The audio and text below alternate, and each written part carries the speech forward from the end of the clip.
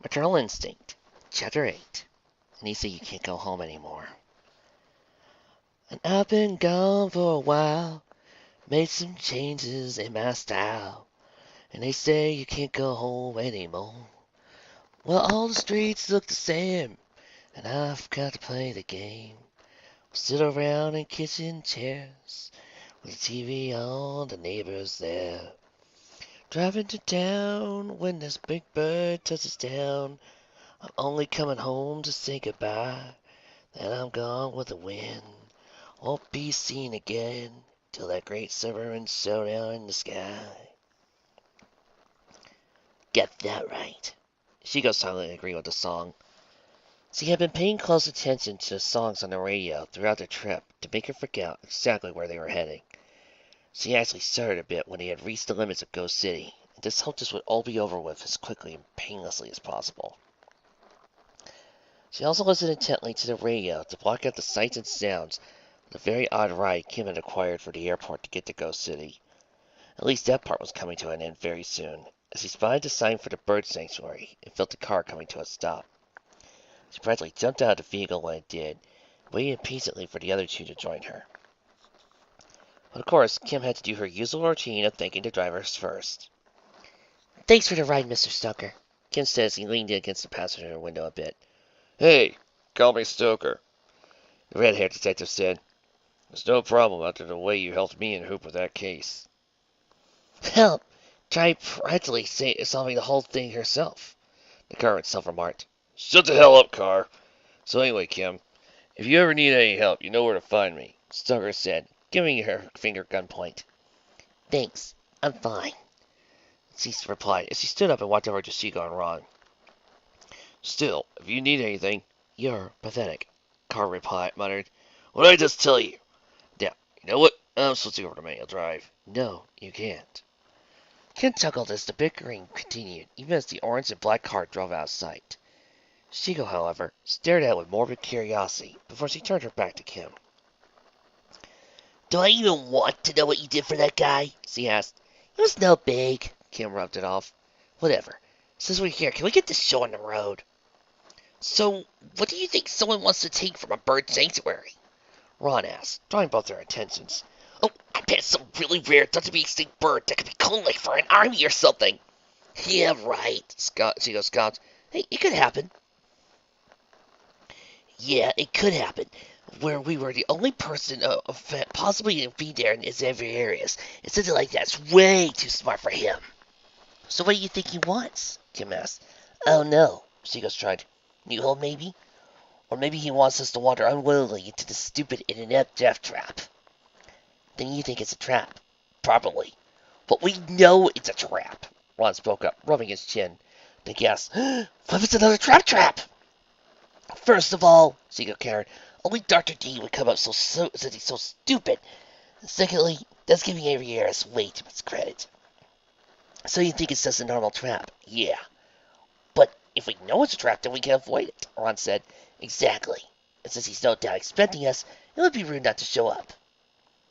"Ron, you're with me. Shigo, stay here and—" "Oh, I don't think so, princess," Shigo retorted. Kim balked and stared sternly at her. "Shigo, you can't come in there. It's too dangerous for you and your—" "If the end of that sentence is in your condition, I'm going to smack you," the pale woman replied, just as sternly. The two glared at each other for a moment, as Ron tried to figure out how to defuse the situation. Thankfully, it resolved itself when Shigo's expression softened up a bit. "Look, I know you're concerned for me and the baby, and I appreciate that. I really do," she said, "but you can't protect me all the time, and eventually I am going to go back out there, so I should do as much as I can so I don't get rusty. Besides, if I can't handle every area, then just hand me the Martha Stewart apron right now." Kim looked like she wanted to put another protest, but let it go with a sigh as he expressed it softened as well.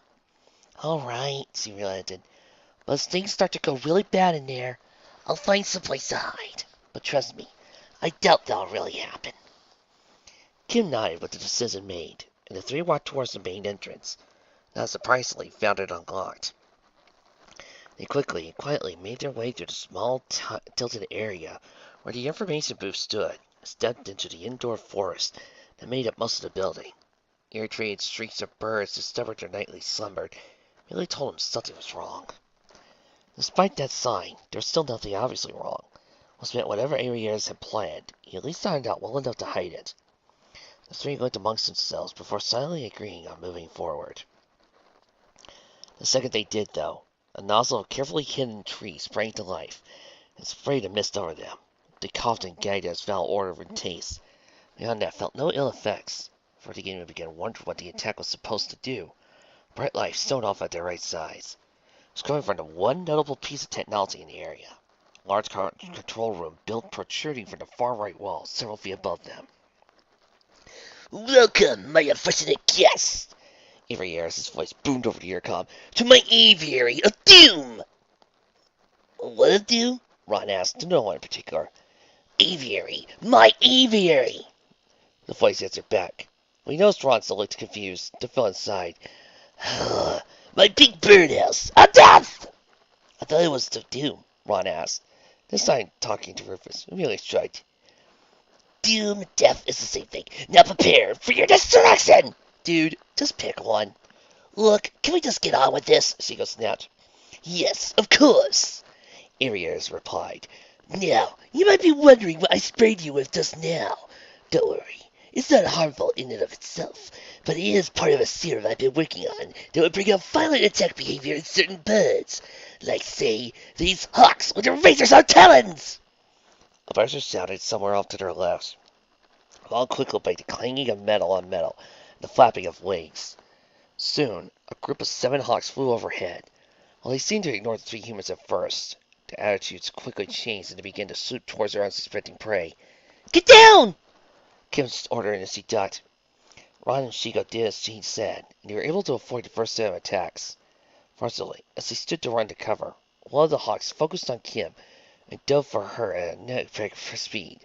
With no time to dodge, she merely held her arm to keep the bird at bay, and left its talons on her forearm, creating red gases as they tore through her clothes and pecked at her wildly.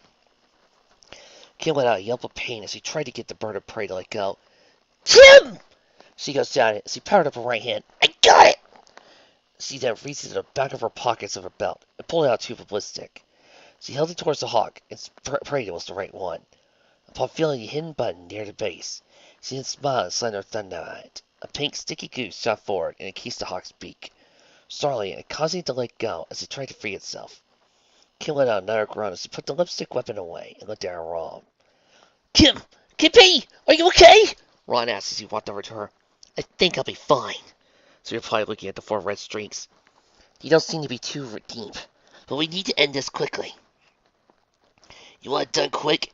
Just let me fry all the things and we're done with it," Shigo offered. "Shigo!" Kim admonished. "You can't do that. They're just animals. It's Aviary's fault they're attacking us." "So what do you suggest we do? Gum 'em all?" "I don't know, but we can't hurt them. They're coming back!" Ron shouted, putting it over the girls' heads. Again, the group of hawks swooped down to attack what they thought was prey. The 3 humans dodged the attacks once again. However, a certain pink roll mat did not. It was only when he heard the high-pitched scream that Ron realized his friend was missing. He looked up to find him firmly in the grip of the bird's talons. "Rufus!" Ron shouted. "I got it!" Kim says he pulled out her grappling gun. She fired the line towards the offending hawk and perfectly hooked its leg. Let out a squawk of surprise and fear. It dropped Rufus as it tried to detach itself from the metal hook. Rufus let his own scream in terror as he fell towards the ground. A quick diving cast from Ron saved him from going splat. He noticed he let out twin sighs of relief. He noticed another hawk barreling down on him. His attack was aborted when Kim swung the one he was still grappled towards it, knocked them both out of the air. Ron placed Rufus into his pocket and scurried back over to where Kim and Shigo stood. "Thanks, TP," he said. "Not big, but now we need to find some kind of cover," Kim replied. "Yeah, but where?"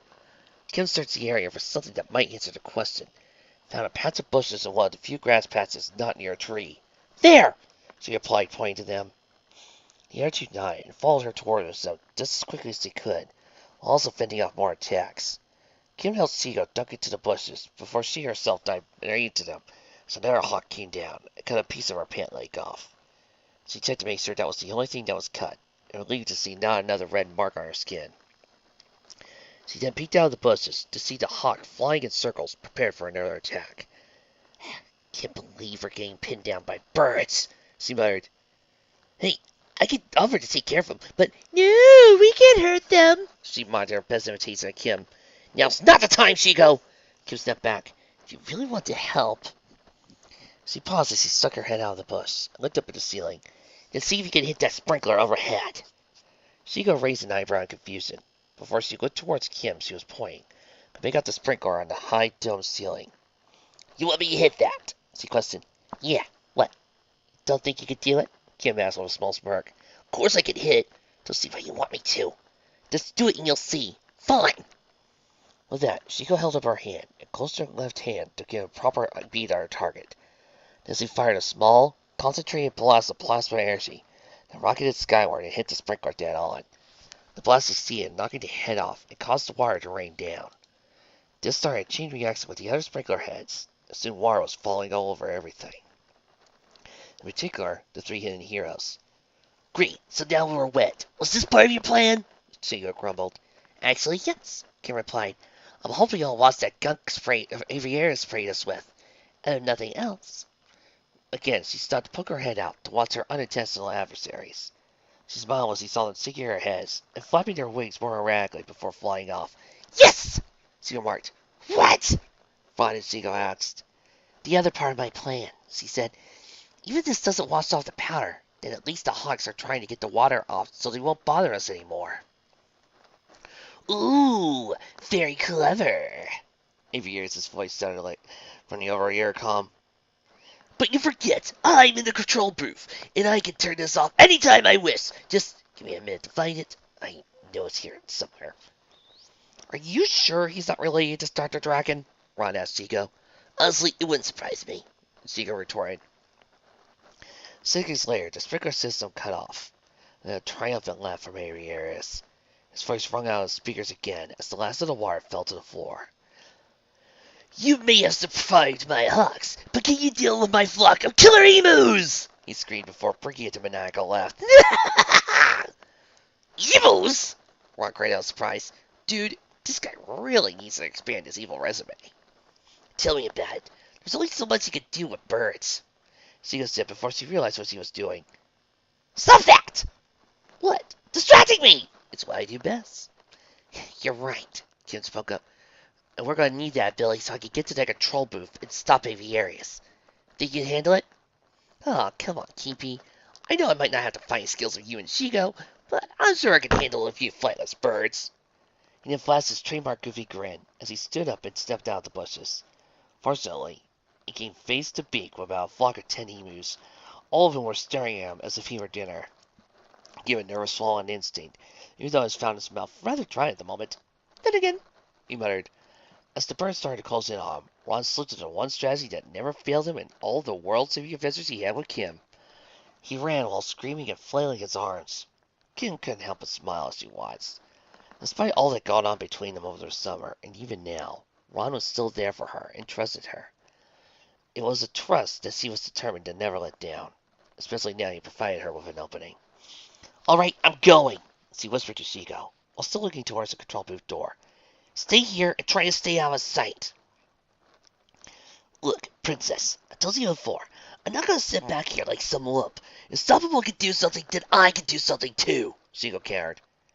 Kim sighed and tipped her head.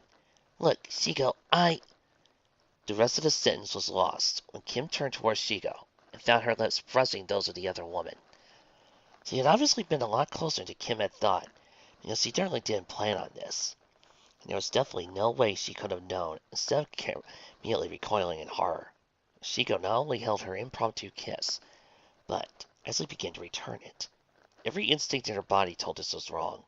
The timing, the situation, the how, the whole concept of the kiss was completely wrong. Yet, in spite of her mind screaming to break away, she instead closed her eyes and began to fully embrace it. She even debated putting an arm on Shigo's shoulder to draw her closer, but was afraid that might shock them back to their senses. The last thing she wanted to know now was break the moment. The honor went to Ron as he came flying through the air with a loud scream and a dull thud as he landed in a patch of grass near them. Me Grimlock need new strategy, he muttered loosely. His initial landing had been enough to cause Kim and Chico to break the kiss, stare at each other numbly. But his incoherent mumbling had been enough to completely snip Kim out of it and bring her back to her senses. So he crawled over to where he laid with a concerned look. Ron, are you okay? She asked, looking down at him. That depends. He started, still something a little off it. Are the birds I'm hearing real or just in my head? I think they're real. Then I'm fine. And I learned a valuable lesson. Emus kick really hard. Kim gave him a lopsided smile before she held out a hand. He took the offered hand and let her help him up to a sitting position. He shook his head a bit to completely clear the cobwebs, and then looked at apologetically at his friend. Sorry, Kim.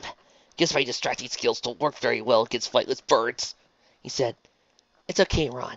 I'm just glad you're all right. As he placed a hand on his shoulder. But it looks like we're going to need a better distraction. Just then, a sound of familiar wrecking balls smashing into the building caught their attention.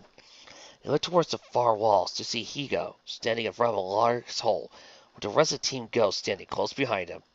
Well, I guess they'll do, Kim smirked. Well, Higo, looks like you'll get that reunion sooner than... She paused when she noticed Higo wasn't there. She's gone. But where? Tingo! How did you find out about my plans? Aviary's shocked voice sounded over the speakers. Well, let's just say I got a little bird told me. Higo muttered mirthfully. The other members of the team just groaned. How about we don't and just get this over with? I have plans for later this evening, Migo said as he puts his birds aside. What's the hurry, Migo? Wigo asked. Got a small date? Wigo B finished before he started snickering. Oh, ha, ha. Migo replied as he crossed his arms in annoyance. Guys! Kim shouted, waving to them as he stood up. The family of superheroes took defensive stands as they turned towards the voice and were surprised by who they saw standing there. Kim Possible? Ron Stoppable? Higo asked as he walked over to them, followed by his brothers. Hey! Someone remembers my name! Ron said excitedly. After all that talk about bringing the Nako here, how could I forget? The blue and black hero replied. And did you? Higo slipped his soldiers to the feet. Yes. Good! So what are you guys doing back here? Migo asked. It's a bit of a long story. Something we can talk about after we deal with our problem. Problem? Higo asked. Then noticed a flock of emos started to come close to him. Ah, yes, that. Well then, let's go, Team Go! At the leader's command, the rest of Team Go sprang into action. The Wegos began to multiply themselves, so they massed the number of their emus. While the birds were still confused by this event, a small army of Wegos pounced on their backs to keep them under control. The emus bucked wildly to get the boys off of them, but the Wegos held firm. There's a pen in the back they came out of, Kim told Higo. Think you heard them that way? With ease, Higo replied. Then he struck the ground with superpowered fists to create a small tremor, sending the emos into a bigger panic. They turned away from the blue and black clad hero, with a little help from the Wegos, and a few more super punches by Higo. They were quickly herded back into the pen. Once there, the Wegos jumped off their perches, and their doubles merged back into their original set of twins before they ran out of the pen. Kim pressed the button to close the door, disabled the control panel with a quick kick. They stared at Aviaris didn't try to free them anytime soon. Wow, that is a lot easier with superpowers, Ron mused. It is indeed, youngster, Higo retorted. Now, we have to find Aviaris. And Shigo, Kim added. Shigo! All four brothers shouted. Aviaris pounded his fist on the monitor screen as his most hated enemies and two teen heroes herded his killer emus back into their pen. This was not all how his plan was supposed to go. He was supposed to get Kim Possible, then Shigo, then Team Go. Not all of them at once. He couldn't handle that. As he watched them all talking on the screen, he knew he was not only outnumbered, but outgunned. At this point, he thought about making a very discreet exit. There was just one thing bothering him. What happened to Shigo? He mused, rubbing his chin. A slight ding filled the air, and for a second he thought his mind had come up with a brilliant plan to deal with all his enemies at once. Then he realized it was only the sound of the elevator delayed the control booth opening. Then an overwhelming sense of dread washed over him. His body stiffened. He had to take care of any security guards he had actually had in the building. And all the other heroes seemed to be standing down there. So this left only one possible person this could be. "Oh no," he whispered. "Hello, aviaris," Shigo whispered in a deliciously cruel voice. "Been a while, hasn't it?" "Shigo!" he spouted as he spun around to the face. "Please don't kill me!"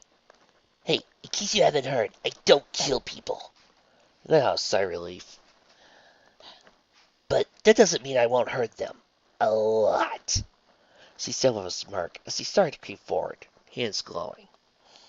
"Mommy!" Aviaris whimpered as he crouched down to the floor. Next thing anyone heard was a scream flood out of the intercom system, causing the other heroes to jump back in surprise. They fixed their gaze on their control booth, and though they couldn't make out the exact details due to the opaque glass, they could see enough to know what was going on. After only 30 seconds, the screaming stopped, and silence filled the building. It lasted only a few seconds, as Seagull's voice came over the comm. "Hey, Higo! Cats!" The statement was followed by one of the booth's windows shattering, and Aviaris' limp body trailed by green plasma as it fell to the floor. Acting quickly, Higo ran towards him and safely caught the building. He cringed a bit when he saw the extent of his injuries. Aviaris' costume had been torn in many places, and in fact his wings had been completely ripped off, and was covered in various nasty-looking bruises, most staring on his face. He forced open his non-black eye and looked at Higo with a dazed expression. "Make the hurting stop," he muttered before he fell unconscious. "So, remind me never to really piss off Shigo," Ron whispered to Kim, who merely nodded. The sound of a door creaking open caught their attention, and the gathered heroes turned to find Shigo walking into the main room. Higo carefully laid the unconscious Aviaris onto the floor, before he started to walk happily to greet his sister. Shigo, I heard you once again joined the forces for good, and it's nice to see. "What is that?" he shouted when he noticed her larger-than-usual belly. "What do you think it is?" Shigo snapped back as she held her stomach. But when? How? He stammered. "Oh, how? Oh, you mean Mom and Dad didn't give you the talk?" Shigo asked with a mischievous grin. "Well, see, when a man and woman love each other—" "I know that, but you... Do you even know who the father is?"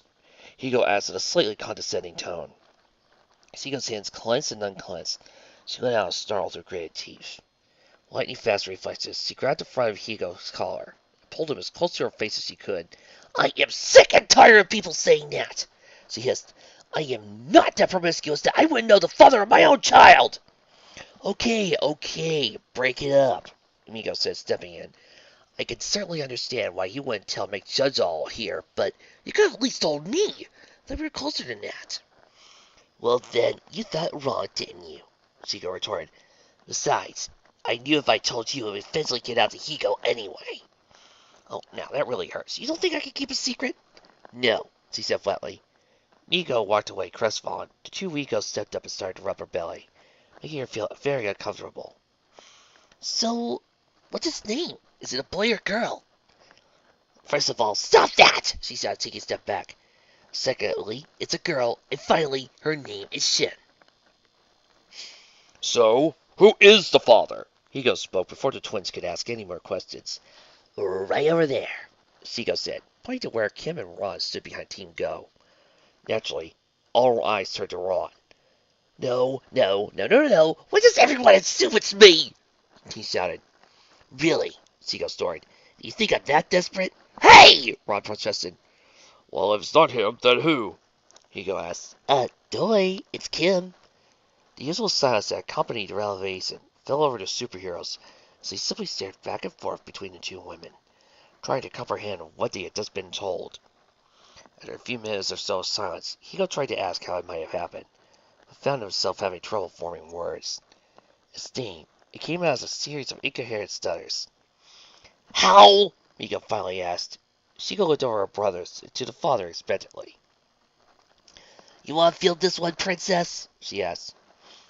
"Oh, no." Kim declined with a shake of her head. "I had to explain it last time. Now it's your turn. Besides, they're your family. I think it's only right you should tell them." She decided the whole family bit, but didn't have the energy to fight with her at the moment. She just looked at her brothers and took a deep breath before she explained that dragon, his serum, and how it all went wrong. The other details of the past few months. Through it all, they just stood there and blinked to see and sort the information. Hugo rubbed his chin, and then walked over to Kim as he held out his hand. If what Shigo has said is true, then you should be commended, he said. Oh, it's no big, Kim replied as he took the offered hand. Well, I guess I should say no big because it's been a little trying, but it's worth it. I'm sure it is, but you can rest assured you won't have to bother it anymore. What? Kim and Shigo shouted. Well, Shigo is a member of Team Go. Was a member of Team Go, Shigo corrected. I quit, remember? Yes, because you had to sow your wild evil hopes, he said offhandedly. But now that you seem to be over that phase, you can return to the team, and we'll help you raise your child. I don't think so, Shigo growled. With all due respect, it is my child she's carrying, Kim spoke up. So I think I have more of a right to raise it than you do. But Shigo is part of our family, Higo insisted. We should do something for the child. Fine, then send a couple of birthday cards, Phil's money or something. But there's no way I'm going back to Go Tower, Shigo said as he walked past him to where Kim was standing. But, let it go, Higo, Migo whispered to him. He knows he can get what he sends her mind on something. Fine, the leader Team Go sighed. At the very least, you should tell Mom and Dad. This statement stopped when Shigo dead in her tracks. Her head snapped up as her entire body seemed to stiffen and eyes went wide. Kim stared at her confusion at the seemingly innocent question provoked such a powerful response. She didn't know otherwise. She could swear that Shigo was actually afraid. But that couldn't be. This woman wasn't afraid of anything. More to the point, there was the fact that Higo just mentioned. Mom and Dad? Kim asked, shocked. Yes, our parents. She never told you? Higo asked, sounding equally surprised. Kim went over to the still frozen Shigo. No. Well then, you can come along and meet. No! Shigo said in a whisper, drawing her attention. What? Higo asked to make sure he heard right. No! She sighed, waddling towards him. I am not going there! I don't care what you say! But, Kim started. No! Shigo screamed again, turning towards the redhead now. I did my part. I told my brothers. That's it. I'm done. I said family. If your mom and dad are alive, then they have a right to know too. No, they don't. Shigo, please, Higo said, taking a step forward. I'm sorry to lie in the situation. They can forgive you. Yeah, right, she scoffed. You're only saying that because you're the favorite. They don't give a crap about me. You know that's true. The hell it's not! Shigo, Kim spoke this time, in a soft, gently voice. You're overreacting. Sorry your parents can't be that bad. Oh, really? She snapped, pressed her face to Kim's. Is that what you think? Well, let me tell you something, princess. You have no idea what they're like. Then why don't you show me? The statement was much more of a challenge than a question. Kim knew it was risky to play this hand, but she also knew no matter how close the two became, there was no Shigo could resist a challenge from her. She just had to stand there, strong behind her convictions. As he did, just as two sets of green eyes glared at one another. For a moment, it seemed like they were back in the old days, with each of them sizing each other up, and looking for any signs of weakness. It was the small drive that kept Shigo rooted in place. Most of her mind was screaming to just let it go and walk away. But that tiny part of her still saw this girl's arrival, pushed her forward. She had been just handed a challenge, and she'd be dead if she wasn't going to accept it. But as he did, there was a chance of her being hurt, far more than in any fight the two of them had. Still, it was there, and she couldn't just pass it up. Fine, she muttered. You really want to see? Then we'll go. But, she then grabbed Kim's shirt and held her close to her face. You're going to owe me for this. Big time! With that, she let the redhead go with a push, straightening up before she started towards the hole Higo made in his wall. She got about halfway there before she turned back to the others, who were still standing there in shocked silence. You coming or what? She snapped. That was enough to break them out of their daze, and after Higo picked up aviaries again, they followed her to the street. As they did, Kim couldn't help but wonder what kind of people Shigo's parents were that could make her afraid. She was also wondering exactly what she would have to do to pay Shigo back if he had to seriously doubt her judgment in bringing the pale green woman along at all. Once the group had made their way outside, they backed to the vehicle Higo dubbed the Go-Mobile, which was essentially a white Hummer with blue, purple, red, and green splotches all over it. Not like the coach yet. Kim and Ron arrived in their first visit. Of course, Chico scoffed at it and called it an oversized clown car, but they all piled into it the same. Thankfully, there was enough room for all of them as well as Aviary's unconscious form, and after they dumped off at the nearest police precinct, they continued to drive through the city. As they did, Kim and Ron couldn't help but notice how beautiful the city was. Most of their first visit had been centering on finding a new Grande Bueno Nacho, and then fighting Aviary's to get Team Go's powers back. And so, subsequently, they had a little more time to sightsee. Even now they were speeding past the city far too quickly to really take in the sights.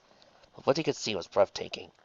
The city's architecture was a combination of old-style industrial buildings and modern, high-tech skyscrapers, and the science was created a unique contradiction that somehow worked well together and seemed to stretch out endlessly. And so it was to Kim and Ron's great surprise, not only did this landscape end, but at the outskirts of the city merged into a spacious, peaceful countryside. Unlike the city, there were only a few small buildings peppered throughout the lush green meadows, and turned them were ranch-style houses. Just as they were overcoming this shock of drastic change, they received another one from the Goldmobile stopped in front of a large, gold-plated D stands on prominently on a circle in the middle. Hugo leaned out the window to talk into the speaker, sticking out the ground after a moment. The gate swung open, and they continued on a private road. It wasn't long until their goal came into sight, caused the teenagers' mouths to hang open in amazement. There, looming over them on top of a small hill, was a huge red brick mansion that was several hundred feet long and 3 stories high. 3 chimneys stuck up from back shingled roof, 2 at the either end of the house and 1 in the middle. Hundreds of well-cleaned windows glinted in the pale moonlight, to show that only a few of the rooms were actually in use. Even in half-shrouded darkness, the room was still an impressive sight. "This is," Ron stammered. The house we grew up in, yes. "More like a palace! KP and I have been to country smaller than this!" "Yeah," Kim whispered in agreement, still in a shake of awe. When she did recover, a slight grin crossed her face as he cast a glance towards Shigo. "And you were commenting about my parents' house!" When she didn't get a snapper and bandaged her back, Kim grew concerned and looked more closely at the other woman. She was still sitting next to the redhead, with her arms and legs crossed as best as she could, her head tilted down. She had a pensive look on her face that Kim had never seen before. She mostly looked annoyed, but once again there was a tiny bit of fear in her eyes that made the teen hero nervous. She didn't know what she was making Shigo so afraid, but Suri would find out soon enough. Once the vehicle stopped at the end of the driveway, the group piled out and walked to the main entrance. They were greeted by a middle-aged man with thinning red-orange hair, glasses, and dressed in a dark suit. He nodded polite to them as he walked up. Great. Good to see you again, old friend. Hugo greeted happily, as he placed a hand on the man's shoulders. Good to see you as well again, sir, Grant replied before he opened the doors and lead them in. I'm informed Mr. Down of your arrival at the gate, and he and the missus are waiting for you in the reading room. As you can imagine, they were quite surprised to hear you were here. I suppose that's fair enough, since we do have our own surprise, Hugo retorted. So I see. Grant mumbled, looking back at Shigo. So, If you even think about asking me about if I know who the father is, I'm going to fry you right here! Shigo spat venomously. fair enough. The rest of the trip was made in silence. While Team Go out of a mixture of reverence for their old home and fear of what Shigo might do to them if they said anything, Team Possible was silent because they were even more in awe of the inside of the house than the outside. The halls were being led down, seeming like a labyrinth decorated with extensive faces, paintings lined with rugs full of intricate, beautiful patterns. Some of the rooms they had to walk through seemed as big, if not bigger than either Kim's or Ron's houses. All in all, the mansion was an impressive sight, even for their world-weary eyes. The impromptu tour came to a stop, just outside of several large wooden doors with brass handles. Grant pushed both handles down and opened the doors with a dramatic flourish, before he stepped to the side and waved the group in. Although it had been referred to as the reading room, the room could easily pass for a small library. Rows of gigantic bookcases covered nearly every wall, stopping only at a large picture window on the other side of the room. The fireplace was built into the left wall. In the middle of the room, 2 easy chairs sitting next to the couch, a few inches away from them. A small series of end tables between the chairs and couch. All finished off of a large coffee table in front of the couch. It was a simple setup, but the furniture itself spoke of the elegance, from the circulating chairs to the highly polished oak tables, and even the hardwood floor, covered by a single rug under said furniture. Like the areas out in the hallway, this one had an intricate pattern with a series of crisscrossing lines of blue, purple, red, and green. Like the surroundings, the two people sitting in the two main chairs had an air of elegance around them, even as they were dressed in relaxed clothes. The man was obviously the older of the two, as evidenced by grayish striped hair that ran down the back of his head, leaving the rest bald. He was dressed in a light blue castle shirt, his slacks covered by a maroon smoking jacket, with an abhorrent attempt to hide the fact he was overweight. The woman next to him was dressed in what Kim and Ron guessed was a house dress, but still more regal than anything he had seen outside her castle. It was a royal blue color that flowed freely down to her ankles, accented by the sheer sleeves, a diamond necklace to rest comfortably around her throat. Her faded black hair was tied into a tight bun that seemed pale little tints of the group as she shook from a brandy glass. Mr. Down, your guests are here. Grant announced softly. As only after the statement, Mr. Down folded up his paper with a sigh, and looked towards the assembled group of heroes, with a slight look of disappointment in his hazel eyes, being magnified by his thin-rimmed glasses. Slowly stood up to them, keeping an eye on Go. In particular, Higo. Henry, He greeted coolly. I know I enjoy seeing you, but I thought we would agree there would be a little more foreknowledge of your visits. I know, Father, Higo replied, sounding much more like a scolded child than a superhero. But this was a bit of a surprise for all of us. I can see that, replied Down, looking coldly at Higo. Hey, wait a minute, Henry, Ron blurted out, earning him a look of a poke of rim from Kim's. Of course. Down spoke again. You really didn't think we name our children such things as Higo, Wego, and all that, do you? Well, Well, he means to say we haven't exactly taught your children long enough to learn their real names, Kim replied quickly. Yes, we stuck to our oaths to keep our identities secret, Higo added. Yes, good. Mr. Down nodded. But at this point, I don't think there's any point in secrecy. You two can keep a secret, correct? Of course, Kim said. Absolutely, 'cause, she'll hurt me if I don't, Ron joked, tilting his head towards Kim. Mr. Down gave the boy an odd look, but continued low. As I'm sure you realize by now, all of Team Go are my children. Their real names are Henry, as you heard. He gestured towards Higo. Marvin, he pointed towards Migo. Wesley and William, he pointed towards Wego A and B, respectively. And of course, Sheila. His voice was filled with anger and disappointment as he glared at Shigo. Sheila! Kim and Ron shouted out to Gibson. Yeah, Sheila. Shigo ground.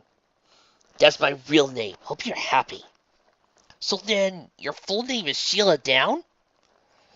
Ron asked, trying to wrap his mind around the concept. Actually, we all get to go from our middle names, so our full name would be Sheila Go Down. Higo informed him. Shigo stood frozen in place by rage and embarrassment. She wanted to hear her full name, and if she could jump across the room and beat Higo into a bloody pulp. She was tempted to just blast it through the window, but was stopped by a small snicker reached her ear. She turned towards it, and wasn't all surprised to find Ron as its source. He had his hands in his mouth to stop it, but fell into a fit of laughter. Ron! Kim admonished him, even as she tried herself not to laugh. That's not funny! She tried to fight it at her will, but soon enough Kim gave into infectious laughter. The two friends leaned against each other as they tried to calm themselves down, but to no avail. Their laughter was finally stopped when Shigo stomped over to them and gave them both a deaf glare. Ha ha ha! She spat out, frightening them both into silence. So she moved past him and stood in front of her father, giving him the same glare, as he returned it honest.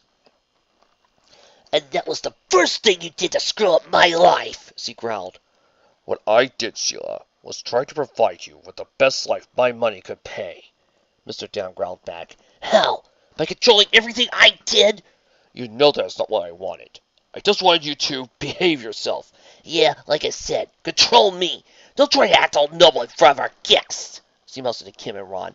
Tell them the whole story, Daddy, about how you're afraid your little girl would ruin your precious family name.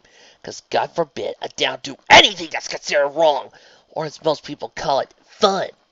That's because you're fun and go to barging into my important meetings with some silly notion of invisible friends or make-believe dragons. I was 8! Shigo shouted, throwing her hands into the air. That's what 8-year-olds do! Your brothers learn how to act properly. Hey, for once, can you leave me out of this? Oh, shut up, Marvin! Shigo said his name mockingly, then turned back to her father. He just did everything Higo did, because that's why you pounded all that crap into his brain since he was born! Hey now, wait a minute. Higo started to protest, but stopped by Migos shook his head. They listened to Henry because he knew how those in our family are supposed to act. Mr. Down shot back. Polite, sophisticated, well-knowledge. That's been our family tradition for years, and is expected of each generation to carry on that legacy. His tone and features actually softened a bit. Sheila, I would have given you anything you wanted. All I asked in return was that you carry our family's heritage. But I didn't want the family's heritage, Shigo countered. I wanted my own life. But that wasn't good enough for you, was it? I had to follow exactly in your footsteps, and if I didn't, I was the worst daughter ever! She paused as she felt tears starting to well up, but Family pushed him down. She wasn't going to give him that satisfaction. You never did trust me. That's why the first sign of puberty, you threw me in that Catholic school. Still so afraid of your disobedient daughter would do something horrible and drag the family name through the mud. Wait, you were a Catholic school girl? Ron asked in surprise. Oh, yeah. Shigo turned her head towards him. And what a couple of fun years they were. Nuns couldn't handle me any better than my own father could. Guess I've always been a bit of a hellion. Of course I got pulled out once the meteor hit and changed us all. She turned to her father again. Then the fun really began. Thought things would change for the better, didn't you? Yes, I did. And again, I was wrong. Shigo sighed. Because you became even worse and left your life for villainy. I'm sure you got your kicks there. Shigo smirked at the unintentional double meaning of the phrase. Oh yeah, lots of kicks, she smirked. But something obviously went wrong given this. He waved his hand towards her around his stomach. What happened? Some anonymous madman knock you up and leave you all on your own? Finally come back here for help now that you're in a situation you can't handle? Shigo's body trembled with rage that was building up inside her. She tried to push it down, knowing it wasn't healthy for the baby. But she had just about reached her boiling point.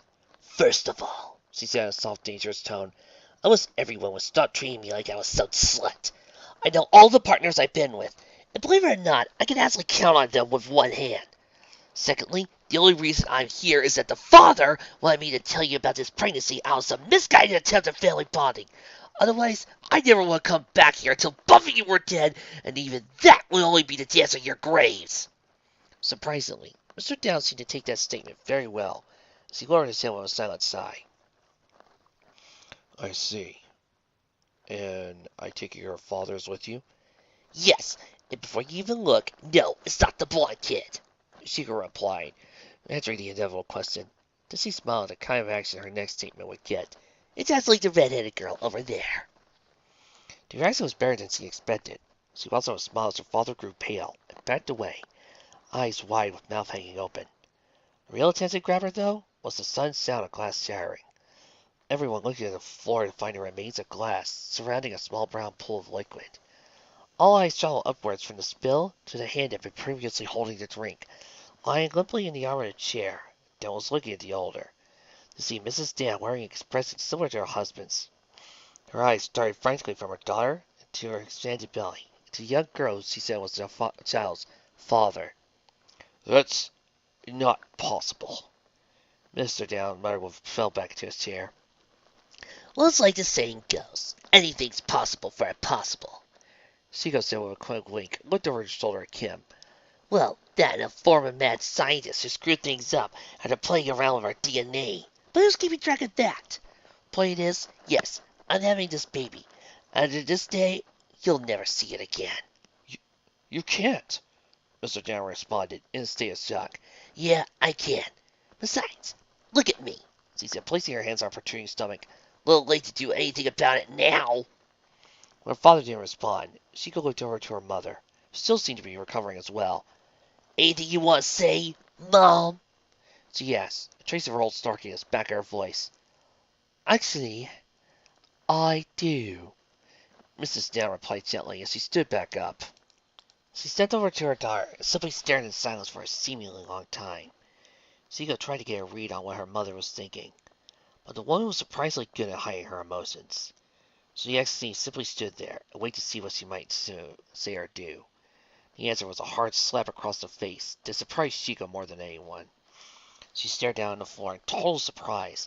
The sound of skin hitting skin reverberated out the walls. She continued to stare blankly for several seconds as she tried to process what just happened.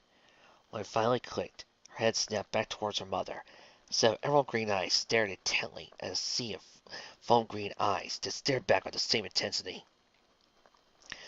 "You selfish little brat!" Mrs. Downs snapped. "How dare you come back and say things like that? Your father and I gave you the very best of everything." "No, he tried to give me the best of anything by controlling me. You've spent more time wondering about what to put in your highball than the welfare of your own daughter," Shigo countered. "That's why I get to say these things." "No, you say those things because you're always more worried about yourself than anyone else. Even now you lied that you knew about what you wanted. Never gave a second thought to what the rest of the family wanted. Do you really think you'll be able to raise a child with that kind of attitude?" Shigo snorted. "See the one worried enough for you." Mrs. Dunn guessed to horror, for her hate to smack up her disobedient child. But this time the hand was caught in mid-swing. Shiko kept her eyes focused on her mother's face. She held her arm by the wrist.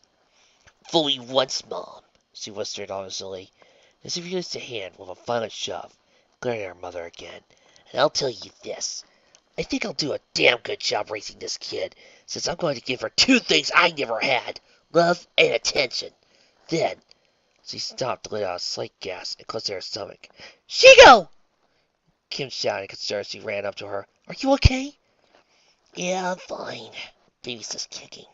Seems like she doesn't like being here any more than I do," Shigo explained. "Then maybe we should just go," Kim suggested. "Yeah, it sounds like a good idea." The older woman agreed, before they turned to walk away. "Yes, go," Mr. Down demanded, standing up again. "And take that abomination with you." "All right, that's it!" Kim growled as he spun around and marched back over to him. "That abomination, you call it, is my child, and I won't have you bound-mouthing her or Shigo anymore." "Young lady, I'll talk to my daughter however I please, no matter what perverse relationship you may have with her." Kim blinked at the use of his word, relationship. I couldn't help but blush when memories of the unexpected kiss she shared with the other woman flashed before her. She shook it off and concentrated on the matter in hand. "Our relationship is none of your business," she countered. "Maybe it's not my place to judge, but I couldn't stand by any longer as you berated Chico, especially since it was my fault she came here in the first place. I was hoping that maybe seeing her pregnant, you might have been able to forgive her for everything she's done. But now I see it wasn't her problem at all. It was yours. No one knows more about what she's capable of doing than me. We've had a rough past, but if you can see the changes I've seen in her over the last few months, then maybe you reconsider the way you think about her. Have that chance." "I know that now," Kim sighed, looking over her. "You're right. Your family doesn't deserve to know. You certainly don't deserve to have any say in the way we raise our child. And you," she turned back to Mr. and Mrs. Down with a jab of her finger, "don't deserve her." She pointed back to Shigo. "If your family can't seem fit to take her back, that's fine. My family's perfectly willing to take her as her own." She paused to look at the pale woman directly in their eyes. "That we already have." It was for the first time since they arrived at City. Shigo smiled. And not her usual sarcastic smirk or sadistic smile either, but a smile of genuine comfort and happiness. "Yeah!" Ron blurted out, ruining the mood. "She may be cranky and too sarcastic for her own good, and have a mile-long mean streak, but doesn't mind she deserves to be smacked around by her own parents." She blinked several times in surprise at the statement. Even the buffoon was sticking up for her in his own bizarre way. It was unexpected to say the least, but at the moment it was welcome. And with his and Kim's support, it gave her strength to say one last thing to her father. She walked towards him and kept a very good distance. She didn't need to get close for this one. "You know the really sad part about this, Dad?" she started. Dr. Dragon may have been a mad scientist, taking over the world with schemes that would never, ever work, and usually hate it when it told him so, but he still accepted me for who I am. There's more than I could ever see for you. With that, Seagull turned and walked out the room, Kim and Ron following close behind her. She didn't see the confused expressions on parents' and brothers' faces, and she really didn't care. She had said what she needed to, and then was ready to finally put that chapter of her life behind her. She was ready to start anew with the baby, and Kim, and whatever else might be around the corner. She goes down in her bed in the possible house, tried to soothe her raging beast in her mind with music. The events her parents had gotten to her more than would have liked to admit. So the first thing she had done when she and Kim got home was to retreat to her room and put on some music. Well, actually, the music was the second thing she did. The first was to get out of the silk-down clothes she had been wearing for most of the night. She changed to a pair of green, flannel pajamas, with only the center buttons done up. The bottom ones she had been able to fasten because of her stomach, left a few of the top ones undone, simply because she liked it. She still wanted to try to look somewhat sexy, even if she didn't particularly feel like it. She laid her head back against the headboard of her bed, and closed her eyes to concentrate on the song that just started. It was only appropriate she wanted to listen to, but she had to play a few of the others to calm her mind. She wasn't exactly why she wanted to listen to it now. It just seemed so appropriate.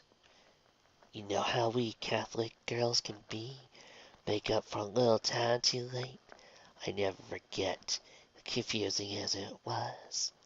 Ain't that the truth? She thought barely. As much as she tried to forget everything that had happened with her parents throughout her life, it always seemed to come back to her. Most often in moments like this, when she was alone. It was one of the reasons she always listened to Dr. Dragon drone on about his latest, greatest scheme ever. Kept her memories at bay. Blaming them as just confusing seemed too easy, though. They really ranged from a large gambit of emotions she usually kept locked up. So one main reason she didn't want to go back to Ghost City, because she knew confronting her sister and brothers and the parents would open the floodgates, with hormones acting up as they were. She wasn't sure really what would happen. So far, she seemed to be handling them well enough. There was one other thing that was confusing. Her mind instantly flashed back to the kiss she inadvertently shared with Kim. Once the surprise factor had worn off, and she actually turned out to be very nice, enjoyable kiss. It's the fact she actually did enjoy it that confused her.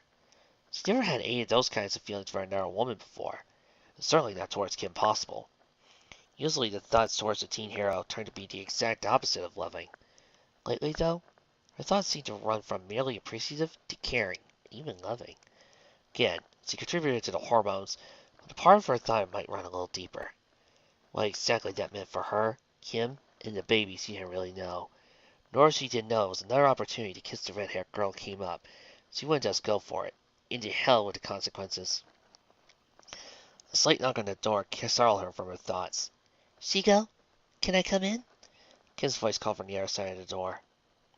Well, speak of the devil, Shigo thought, and loudly responded, Yeah, the door's open. Come on in. The door opened and revealed Kim had changed her sleep attire as well. She wore a blue tank top with a small green heart, as well as a pair of worn gray sweatpants.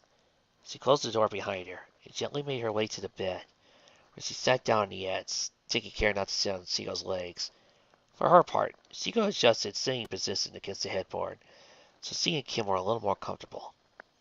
Kim was silent at first, and tried to think of what to say in that silence. Seagull noticed a bandage right around the girl's arm. So, how's the arm? She asked, pointing to the appendix. Huh? Kim asked back, looked down at the bandage. Oh, it's no big. Kim just wanted to make sure it got clean and wrapped properly before it could take, but it didn't take too long to heal. That's good. Yeah. Kim sighed and took a moment to speak again. Look, I came to say I'm sorry. You should be. I told you I didn't want to see my parents, and now you know why. You should feel the same with yourself. She noticed the humor was lost on the girl. She actually did seem to feel the same. It was Seagull's turn to sigh. I know you didn't mean for that to happen. I appreciate the thought behind it. You had to realize my family isn't going to be one big happy group like yours is. I know that now. I just think it's horrible that things have gotten so bad with you and your folks that you can't pass things up. Maybe some things were just weren't meant to be, Kimmy. Maybe. But I did mean about what I said about being part of our family. I talked it over with my mom and dad, As far as they're concerned, you already are. Chico smiled at the comment. Guess I should change my last name to Possible then. It would definitely be an improvement.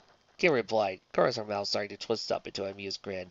Hey, don't even think about it. Sorry. Kim went on their side as the two lapsed into silence. As they sat there, they were only vaguely aware of the next song coming on. They were more concerned about what happened the last time they were alone and this close to each other. Despite their best efforts, the kiss replayed in both their minds, bringing with it a volley of emotions they either didn't want to or didn't know how to answer. They spared only a few glances at each other, knowing if they truly ever made eye contact, some of those questions might get answered regardless. Starting this time, Shigo noticed a small green velvet box on her nightstand. Shigo, Kim spoke in a serious tone, I really think we need to talk about. What's this box? Shigo interrupted, pointing to the object. Huh? Oh, that's just something I picked up at the mall this afternoon. For you. For me? Yeah, I was bouncing around, and when I found it, I thought of you, so I guess I bought it on impulse. Take a look at it, though. I'm curious to see what you think. Shigo gave her a confused look for a second, but gave in with a shrug and picked up the box. She flipped it open and let out a small gasp at what she saw. It was an oval-shaped stone, a little bigger than a quarter, that had been smoothed to marble perfection. The color pattern of what really caught her eye was no doubt why Kim thought it was perfect for her. Green and black swirled around in several masses, both chaotic and beautiful at the same time. The stone itself was outlined by a gold border, attached to a gold chain, which tugged at her to hold it for her necklace.